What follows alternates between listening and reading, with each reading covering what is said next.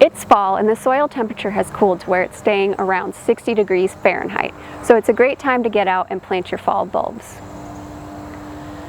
If you're planting bulbs, grouping them in masses or drifts is a visually appealing way to get a lot of color in your garden. As you go out to plant, look at the size of your bulb. A larger bulb will be planted deeper than a smaller bulb. In general, bulbs should be planted at a depth that's about 2 to 3 times their size. Most bulbs will have a hairy bottom. That's going to be where the roots come out and the bottom of the bulb.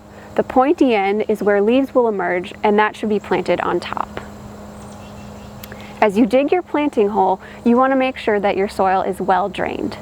If it's not, think about adding some soil amendments to help with drainage. Most bulbs do not grow well if they don't have good drainage. You can use a bulb planter or a drill bit auger to help with digging your hole. Or if you're planting a lot of bulbs, dig a larger hole and plant all the bulbs in the same hole at one time. If you're planting in one big hole, you can layer larger bulbs at the bottom, add some soil, and put your smaller bulbs on top of those. You also want to look at the size of the bulb when you're thinking about spacing them. Larger bulbs generally need more space and should be planted farther apart.